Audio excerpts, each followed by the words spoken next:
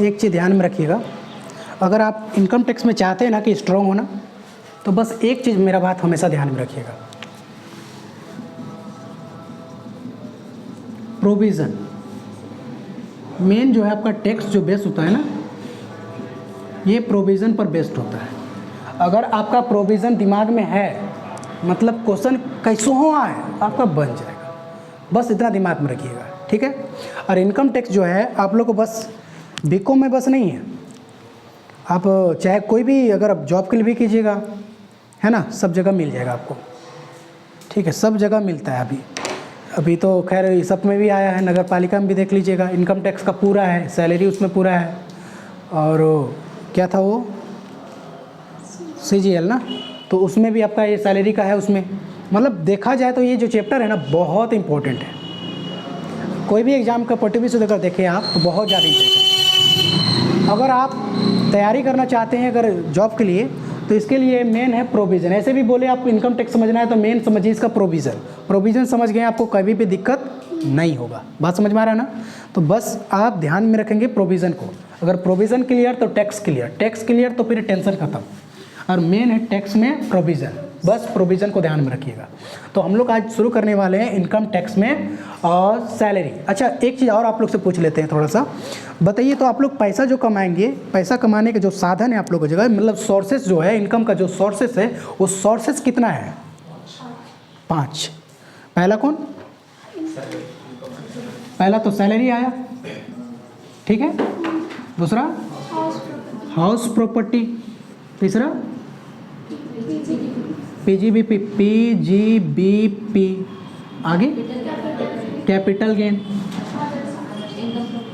IFOS ना, other source, ठीक। इस सबको जोड़ देते हैं तो क्या बोलते हैं इसको? GTI।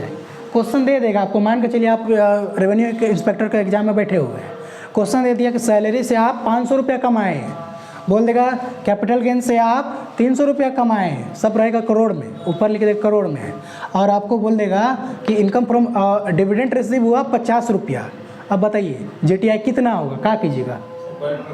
हाँ, सबको जोड़ दीजिए, GTI आ गया, समझे कि नहीं? बस थोड़ा सा ध्यान देने की ज़रूरत है, बाकी सब बन जाएगा। क्लियर है? इसी में अगर डिडक्शन लेस कर देते हैं 80 से 80U तक जो आएगा, लेस करने के बाद उसी को क्या बोलेंगे हम लोग? Taxable income. अगर हम लोग चाहेंगे ना कितनों कम पैसा कमा लेंगे, कितनों पैसा, और हम लोग चाहेंगे कि 1 रुपया टैक्स नहीं देना है ना, तो 1 रुपया भी टैक्स नहीं देंगे। समझ रहे हैं? ऐसा चीज़ है, इसी के लिए बोलते हैं ढंग से पढ़िए, 1 रुपया टैक्स नहीं देंगे। अरे बाबा अभी तुरंत बताएं आप, डिडक्शन यहाँ पर है कि नहीं? क्या है? 80C से लेके 80U तक लगाइए ना, यहाँ पर सबको लेस कर दीजिए, समझे? टैक्स नील हो जाएगा, टैक्सेबल इनकम 0 बोल रहे हैं ना। बस थोड़ा सा पढ़ लीजिए, बस ढंग से इसको पढ़ लीजिए। हम लोग चाहेंगे तो 1 रुपया भी टैक्स नहीं देंगे। इसको टैक्स का चोरी नहीं कहते हैं, इसका टैक्स का प्लानिंग कहते हैं। टैक्स का चोरी और प्लानिंग में अंतर है, समझ रहे हैं? तो हम लोग प्लानिंग के बारे में सीख रहे हैं, चोरी करने के बारे में नहीं सीख रहे हैं। चोरी इलीगल होता है, समझे? दिक्कत हो जाएगा, तो वो चीज़ हम लोग नहीं पढ़ रहे हैं, ध्यान में रखिएगा। हम लोग बचाएंगे कैसे ये भी सीखेंगे इसमें, तो मतलब देखा जाए तो बेनिफिट बहुत है। चलिए, तो सैलरी स्टार्ट कर रहे हैं हम लोग। और सैलरी में सबसे पहला इंपॉर्टेंट, इसका सेक्शन याद है किसी को? सेक्शन याद है? 15 to 17। सबसे छोटा सेक्शन इसी का है, सबसे छोटा, और लेकिन सबसे लंबा जाता है यही। सबसे छोटा सेक्शन इसी का है। 15 है, 16 है, 17 है, बोलिएगा तो तुरंत ख़त्म कर देंगे तीनों सेक्शन, ठीक है? 2 मिनट नहीं लगे, तीनों ख़त्म कर देंगे, लेकिन समझ में कुछ नहीं आएगा, सेक्शन बस ख़त्म होगा, ठीक है? सबसे पहले 15 बताएगा चार्जिंग सेक्शन, 16 बताएगा डिडक्शन, 17 बताएगा परक्यूजिट, ख़त्म। समझ रहे? 15 बताएगा चार्जिंग सेक्शन, दूसरा 16 बताएगा डिडक्शन, लास्ट बताएगा 17 परक्यूजिट यानी फैसिलिटी, ख़त्म। समझ में आ रहा है ना? तो ये चीज़ें हैं। अच्छा, तो फिलहाल हम लोग सबसे इम्पोर्टेंट हम लोग वैसा नहीं पढ़ेंगे, हम लोग ढंग से पढ़ेंगे। इतना जल्दी ख़त्म कर दीजिएगा तो कैसे होगा? सबसे पहले पढ़ेंगे हम लोग charging section. Charging section of क्या? सैलरी। अंडर सेक्शन बोलिए, कोई भी इनकम का पहला जो सेक्शन होता है, जो पहला जो नंबर सेक्शन होता है वही होता है उसका क्या, चार्जिंग सेक्शन। ध्यान में रखिएगा, ठीक है। अब चार्जिंग सेक्शन, चार्जिंग सेक्शन का मतलब क्या होता है? चार्जिंग सेक्शन का मतलब कौन सा ऐसा इनकम है जो मेरे अंदर आएगा। अगर हम सैलरी है, अगर सैलरी का मेरा ये मान के चलिए सब हेड्स ऑफ इनकम के लिए है, सब अलग अलग हेड्स ऑफ इनकम है। ये IFOS का है, कोई सैलरी का है, कोई कैपिटल गेन का है, कोई PGBP का है, कोई PGBP का है, बिजनेस और प्रोफेशन का है, कोई और भी अदर्स उसका भी है, मान के चलिए सब अलग अलग है। तो कौन सा कहाँ जाएगा, कैसे पता चलेगा? तो ये पता चलता है चार्जिंग सेक्शन से। चार्जिंग सेक्शन बताएगा कि कौन सा इनकम फ्रॉम अदर सोर्स का इनकम होगा, कौन सा सैलरी का इनकम होगा, कौन सा कैपिटल गेन का इनकम होगा, कौन सा बिजनेस का इनकम होगा, कौन सा हाउस प्रॉपर्टी का इनकम होगा। कौन सा बताता है सेक्शन? ये चार्जिंग सेक्शन। और सब हेड्स ऑफ इनकम के लिए अलग अलग चार्जिंग सेक्शन आते हैं। क्लियर है ना? ठीक है, चलिए ये भी क्लियर। अब आते हैं हम लोग सैलरी। अब जाके हम लोग शुरू करते हैं सैलरी।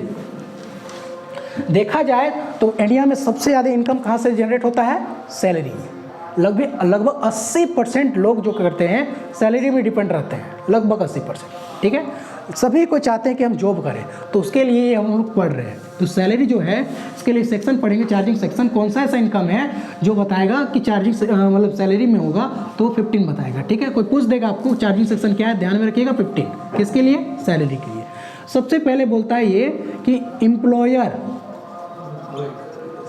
एम्प्लॉयर और एम्प्लॉय का रिलेशन होना चाहिए।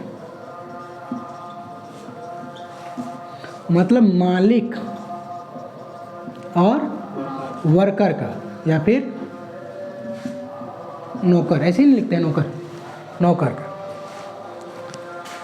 चाहे वो सरकारी हो या प्राइवेट हो या गैर सरकारी, वो सब यही है। समझ में आता है ना? अब समझ लीजिए आप लोग को क्या बनना है।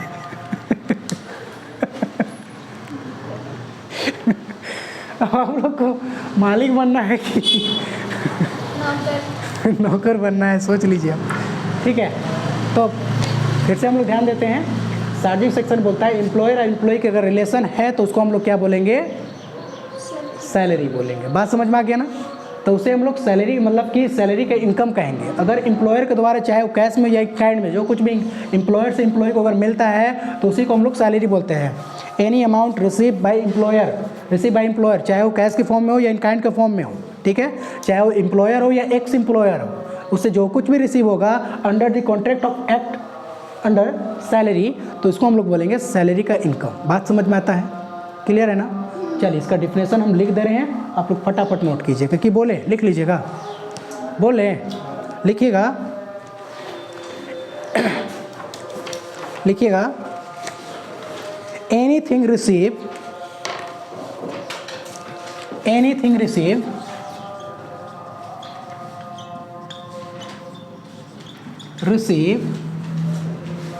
लिखिएगा, anything receive from employer or ex employer, from employer or ex employer, whether in cash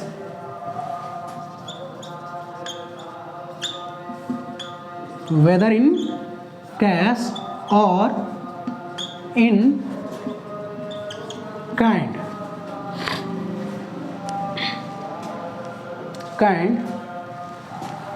under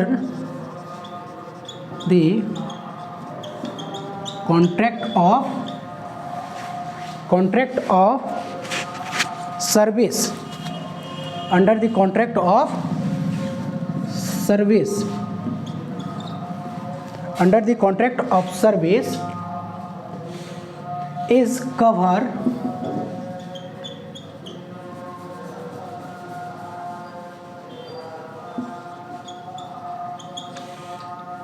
under the covered service is covered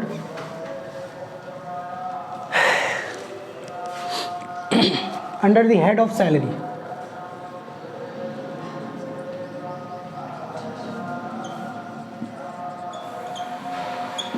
बस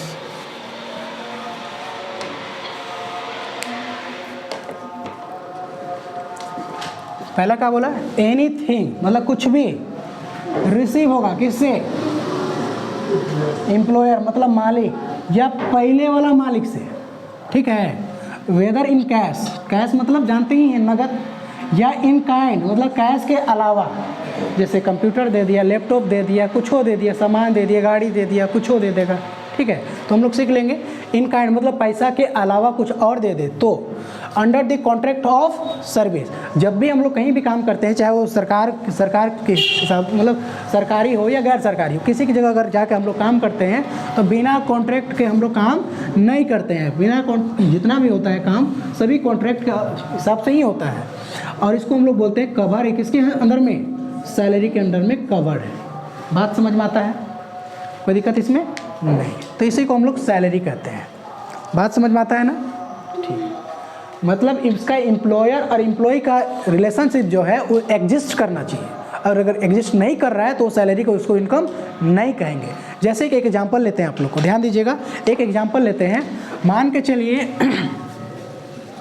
ए बी एंड सी ये सब क्या है? एक पार्टनर है, टोटल पार्टनर है। पार्टनर मतलब क्या? पार्टनर मतलब क्या होता है? मालिक, हाँ या ना? अब मान के चलिए ए क्या करता है, फुल टाइम देता है यहाँ पर ही, कहाँ? फर्म में। फर्म किसका? यही लोगों का, तीनों लोगों का। और ये फुल टाइम देता है, बदले में ये फर्म इसको क्या करता है? सैलरी देता है। मेरा बात समझ रहे हैं हम क्या बोल रहे हैं?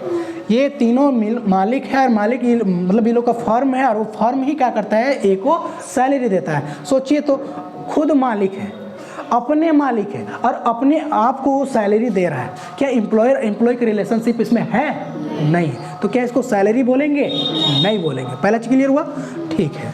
अच्छा, दूसरा, एमपी या MLA, member of parliament. MLA मतलब मेंबर ऑफ लेजिस्लेटिव असेंबली।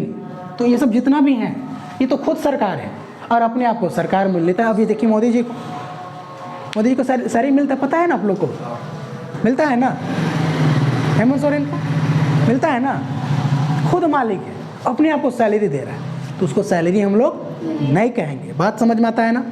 तो ये सब जितना भी है, ये सबको हम लोग सैलरी नहीं बोलेंगे। जहाँ एम्प्लॉयर और एम्प्लॉई रिलेशनशिप नहीं होता है, अगर नहीं है तो उसको हम लोग सैलरी नहीं कहेंगे। अच्छा, इनकम तो है ना, लेकिन इनकम है ना, अगर इनकम है तो टैक्सेबल भी तो होना चाहिए। अगर इनकम कहीं से भी जनरेट करते हैं आप तो टैक्सेबल तो होगा ना। तो टैक्सेबल कहाँ होगा? IFOS मतलब इनकम फ्रॉम अदर सोर्स में। क्लियर होता है कि नहीं? चलिए, जल्दी से उसको अगर नोट नहीं किए हैं तो कीजिए।